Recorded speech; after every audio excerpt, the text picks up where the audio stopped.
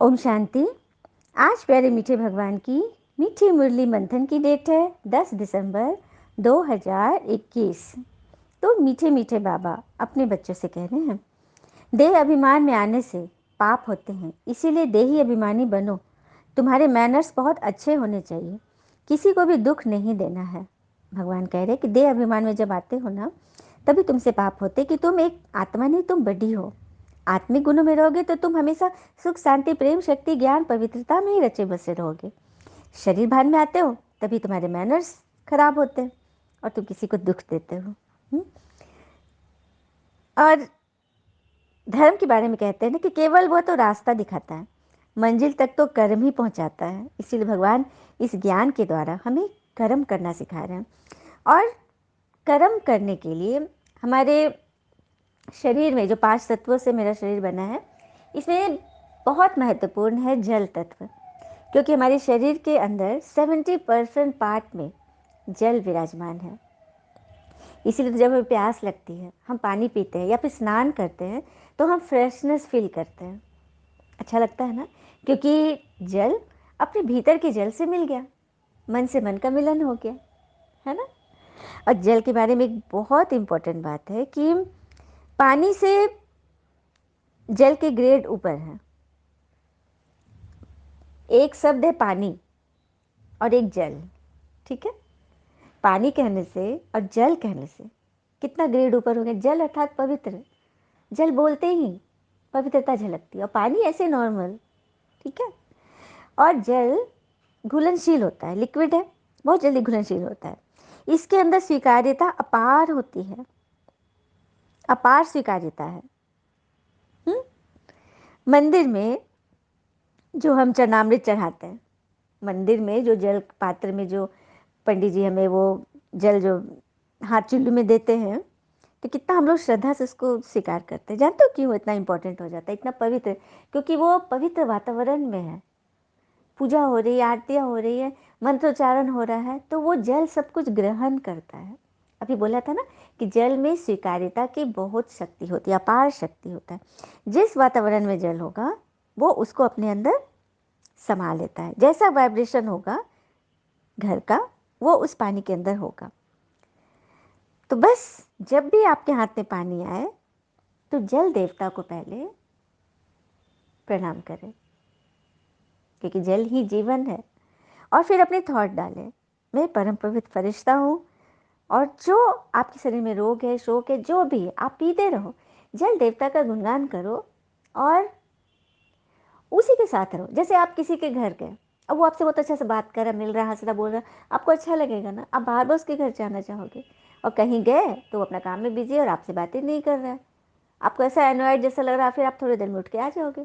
तो वही बात है, जल हाथ में लिया, हम जल पी रहे हैं, तो बस जल से ही बातें करते रहिए। कितने सेकंड लगेगा, कुछ पल के लिए हम थोड़ा ठहर जाए ना, ये भागती हुई जिंदगी से थोड़ा सा रुक जाए।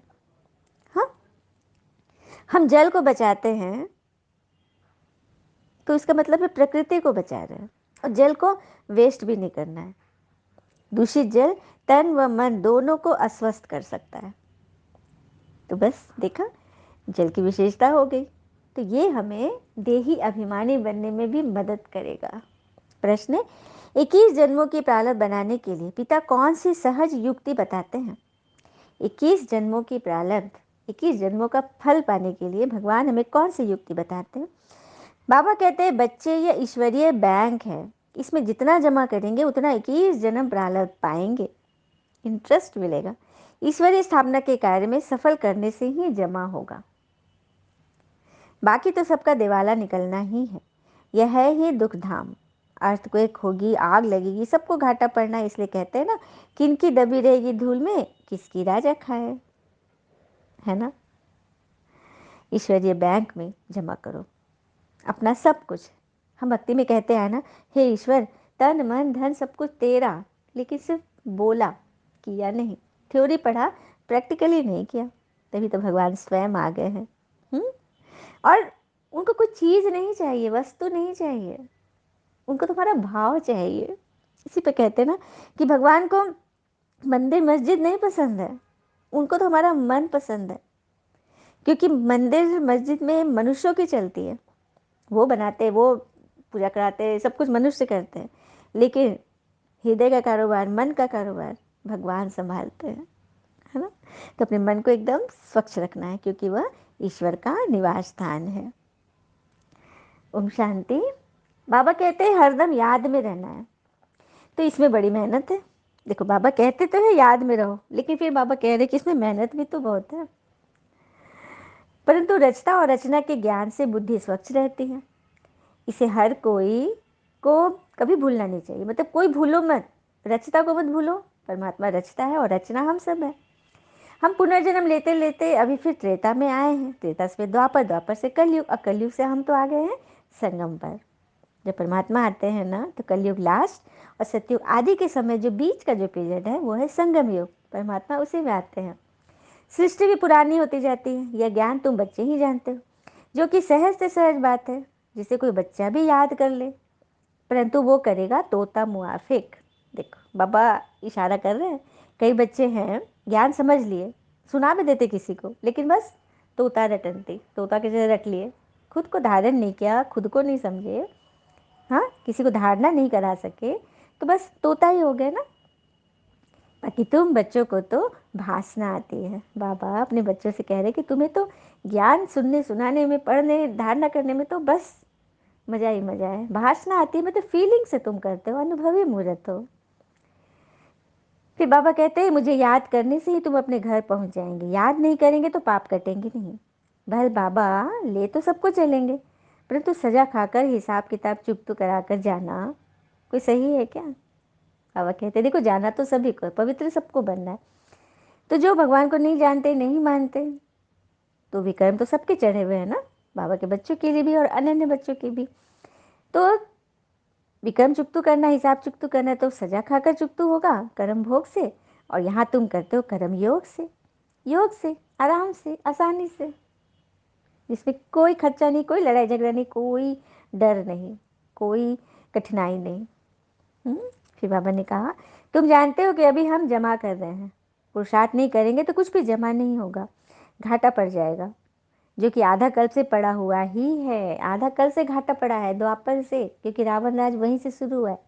माया की प्रवेशता हो गई, तो हम अपने दैवी गुण खो दिए और आसुरी गुण उस पे चल रहे हैं, तो घाटा हो गया ना। जिसे अभी तुम्हें 21 जन्मों के लिए जमा करना है। तो जब भी फुर्सत मिले इस स्मृति में रहो कि भगवान हमको पढ़ाते हैं।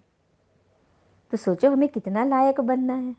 सच बात है, जब भी फुर्सत मिले, फालतू के गप्पेबाजी में नहीं, गॉसिप में नहीं, समय मिले बात किए, काम की बात हो गई, उसके बाद फिर याद में रहो, अच्छी अच्छी पोस्ट देखो, वीडियोस देखो, सेवा के पाठ बजाओ, मनसा सेवा करो, प्रकृति को दान दो, अच्छे कर्मों में मन को लगाओ। नहीं तो मन खाली रहेगा ना, तो उसमें कूड़ा करकट भर जाएगा। विचारों का, विचार पे भी कहते हैं ना कि हमारे विचार ही हैं जो हमें सही रास्ता दिखाते हैं या भटकाते हैं। और कहते हैं ना, भाग्य उनका साथ देता है जो संकट में भी अपने लक्ष्य के प्रति दृढ़ रहते हैं, कि हम तो विजयी हैं ही, मेरी विजय तो हुई पड़ी है। ये निश्चय आपको एकदम कहीं से भी ऊपर उठा देगा, कितनी चाहे कितनी बड़ी परिस्थिति हो, लेकिन आप संभल जाओगे अपने निश्चय से। फिर बाबा कहते हैं तुम्हारी है ये रूहानी सेवा, अर्थात ईश्वरीय मिशन, घर घर में संदेश पहुंचाओ। जो कोई भी ऐसा न कहे कि भगवान के आने पर तो हमें संदेश मिला ही नहीं, तो याद कैसे करें। बाबा कह रहे कोई उलाहना न देवे कि बाबा तुम कब आए, हे भोले बाबा हमको तो पता ही नहीं चला। इसीलिए बाबा कह रहे घर घर संदेश पहुंचाओ, बीज तो सबको डाल दो, सबको बताओ कि सतयुग में एक ही धर्म था, फिर वृद्धि होते होते अनेक धर्म, अनेक मतें हो गई हैं। कहीं भी देखो, जहाँ घर में एक दो बच्चे हैं तो चलो बहुत अच्छा रहेगा, जहाँ 10 बच्चे हैं तो क्या होगा, हंगामे तो होंगी ना। तो वही बात है, एक धर्म था सनातन धर्म, तो एकदम शांति थी, विश्व में शांति थी, सत्य त्रेता राज करते थे। फिर धीरे धीरे धर्म स्थापक आए, अपने अपने धर्म को जमाने लगे, और फिर धर्म से भी अनेक सब डिविजन्स भी हो गए, ताल टालियाँ एकदम भर गई, अनेक मतें हो गई। इसी से तो लड़ाई झगड़ा है ना, अपने अपने धर्म को श्रेष्ठ मानने की। और तुम तो जानते हो कि भारत अविनाशी खंड है, इसमें प्रलय होता नहीं है, भारत का प्रलय नहीं होगा। भारत सचखंड है। बाबा अपने बच्चों को बचा कर रखेंगे।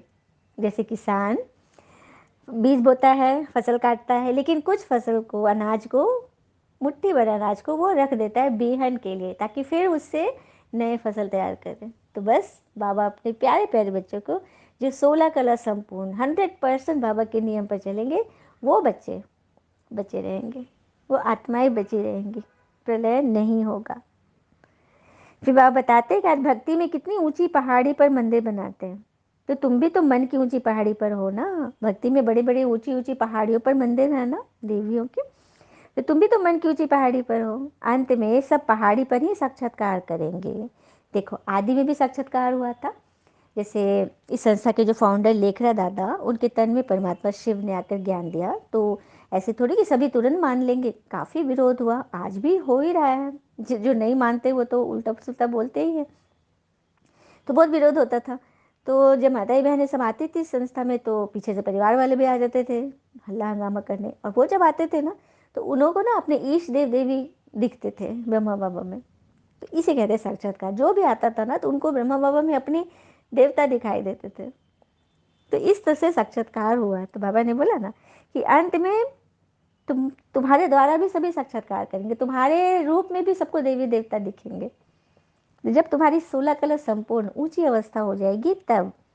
और ब्रह्मा बाबा को भी पहाड़ी पर ही साक्षात्कार हुआ। जब वो पहाड़ी पर रहते थे, ऊपर जाते थे योग करने, वहाँ उनको साक्षात्कार हुआ था, परमात्मा का साक्षात्कार। यहाँ से तुम भी सब देखेंगे सुनेंगे, तुम्हें भी सब होगा अंत समय में, सब तुम फील करोगे, एकदम डे टू डे तुम देखोगे। बाकी सत्युग में कोई पहाड़ी पर जाने वाली कोई बात नहीं कि वहाँ पे पहाड़ी पर अच्छा मौसम होगा तो जाए, नहीं, वहाँ हर वक्त बाहरी मौसम। ये बाबा ने कहा प्रदर्शनी आदि में आते बहुत है, अच्छा अच्छा कहते हैं, लेकिन कोटों में कोई ही मुश्किल से निकलते हैं। मतलब काफ़ी लोग ज्ञान सुनते हैं, लेकिन क्या कहते हैं ना, अच्छा है ज्ञान बहुत अच्छा है, लेकिन चल नहीं पाते। तो सर्विस तो होनी ही है ना, क्योंकि प्रजा तो ढेर की ढेर बनेगी। तुम बच्चे इस ज्ञान के सिमरन में रहकर सर्विस करते रहो तो अपार खुशी रहेगी। बाकी इस दुनिया में तो दुख ही दुख है, घाटा पड़ेगा, दिवाला निकलेगा, अर्थक्वेक होगी, सुनामी आएगा, मतलब क्या नहीं होगा, सबके पैसे खत्म हो जाएंगे। तभी तो गायन है ना, किनकी दबी रही धूल में किनकी चोर लूट ले जाए, सफल उसकी होगी जो ईश्वर अर्थ लगाए। तो यह ईश्वरीय बैंक है, जो इसमें जितना डालो उतना जमा होगा। जिसने जितना कल पहले डाला था, वही अभी शिव बाबा के गुल्लक में डालेगा। बाबा का गुल्लक है ना, हमारा ही अकाउंट है वो। तो ही बाबा इसके रिटर्न हमें नई दुनिया में देते हैं। यहाँ मन व तन की सफलता मिलती है, और सत्युग में एकदम धन से हीरे जवाहर के महल में रहेंगे। भक्ति में भी तो दान देने की परंपरा है ना, दान पेटी मंदिरों में जो गुल्लक है उसमें तो हम डालते ही आए ना, लेकिन अल्पकाल की खुशी मिली ना, अच्छा हमेशा को तो नहीं मिली। फिर बाबा बोले सच्चे दिल पर साहब राजी होता ही है। तो दिल में कोई खोट नहीं होना चाहिए, नहीं तो और ही गिरते रहेंगे, वृद्धि को पालेगा ना फिर। तुम हो पैगंबर के बच्चे, मास्टर पैगंबर। अच्छा, मीठे बच्चों प्रति भगवान की नमस्ते, हम बच्चों की भी प्यारे बाबा को नमस्ते।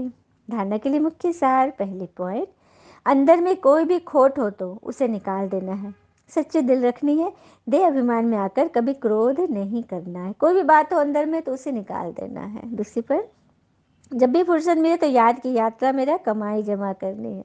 फुर्सत मिले तो याद में रहो। वरदान है, संपूर्ण समर्पण की विधि द्वारा अपनेपन का अधिकार समाप्त करने वाले समान साथी भव। संपूर्ण समर्पण की विधि द्वारा अपनेपन का अधिकार समाप्त करने वाले समान साथी भव। ईश्वर चाहते हैं कि बच्चे मेरे समान बने, तो संपूर्ण समर्पण कर दो। अपनेपन का, मैंपन का ज़रा भी लेश मात्र भी कोई अंश ना हो। जो वायदा है कि साथ रहेंगे, साथ चलेंगे और साथ में राज्य करेंगे, इन वायदों को कभी निभा सकेंगे? तभी निभा सकेंगे ना जब साथी के समान बनेंगे। अब हम साथ किसके साथ चल सकते हैं? जिसके साथ हमारा मन, विचार, बुद्धि सब मिल गई, संस्कार मिल गए, तभी तो उसके साथ हमेशा हम खा रहे हैं, पी रहे हैं, घूम रहे हैं। हाँ, साथी के समान बनेंगे तभी तो। समानता आएगी समर्पणता से। अब बाबा ने राज बता दिया कि मेरे समान कैसे बनोगे, जब संपूर्ण समर्पण करोगे, तन मन धन जन संपर्क सब कुछ तेरा, संबंध, संपर्क, सब कुछ। अब संबंध कैसे समर्पण करेंगे? संबंधी हैं, रिश्तेदार है, कुछ बातें हुई जो ऐसी बातें हुई जो आपको पसंद नहीं, आपका मन फंस रहा है, उन बातों को भगवान को आगे अर्पण कर दो। बाबा देखो मेरे साथ मुझे आज ये मिला, ठीक है, तो बाबा क्या बोलेंगे? बहुत अच्छा है, तुमने दिया है, रिटर्न हुआ है, इसमें हल्ला काहे का? ऐसे करके भगवान समझा देंगे। उसके बाद देखो आपके चेहरे पे स्माइल आ जाएगी, आपको फिर अपनी गलती दिखने लगेगी। इसे कहते हैं संपूर्ण समर्पण, सब कुछ, है ना। अपने पास नहीं रखना, क्योंकि अपने पास रखोगे तो मन फंसेगा, दुखी होगे, क्वेश्चन होगा, फिर आप। और एक बात और है, जो दर्द भरेगा वो दर्द देगा ही देगा, क्योंकि उसने वही दर्द दिया है, लिया है, उसके पास वो स्टोर है, तो फिर वो देगा ही देगा। तो लेना ही नहीं है, सब कुछ बाबा को सौंप दो, तो समान बन जाएंगे। सर्व समर्पण में कमी है, इसीलिए समान नहीं बनते हो। तो साथ रहने, साथ उड़ने के लिए जल्दी जल्दी समान बनो। बाबा भी बेचैन है, देखो इतने दिन पर भगवान हमसे मिलने आए हैं, 5,000 वर्ष पर। तो पिता चाहेंगे ना कि बच्चे मेरे पास आए, आ जाए, लेकिन हम जा ही नहीं पा रहे, क्योंकि अंदर कभी कमजोरियां हैं, समर्पण नहीं किया, सब कुछ अपने पास रख के बैठ गए गठरी बांध के। भगवान चाहते हैं सब कुछ खोलो, छोड़ दो, मैं हूं ना। स्लोगन: अपने समय, श्वास और संकल्प को सफल करना ही सफलता का आधार है। अपने समय, श्वास और संकल्प को सफल करना ही सफलता का आधार है। तो अपने समय को, श्वास को, संकल्प को सफल करते चलो। समय को अच्छे अच्छे कामों में करो, व्यर्थ की चिंता, तनाव, फिक्र नहीं। और जब बाबा ने कहा समय मिले तो याद करो। श्वास, हर एक श्वास में बाबा शुक्रिया, अंदर अंदर सूक्ष्म में चलता रहे। जैसे भक्ति में लोग शिव शिव जपते हैं ना, तो सिर्फ मुख से जपना नहीं है, यहाँ पर ज्ञान को जपना है, मतलब ज्ञान की धारणा करनी है। संकल्प सदा स्वच्छ, पवित्र और दृढ़, यही हमारी सफलता का आधार है। अच्छा, ओम शांति। शुक्र मीठे बाबा, वो बाबा के प्यारे प्यारे बच्चे। Thank you Baba, all is well always. ओम शांति।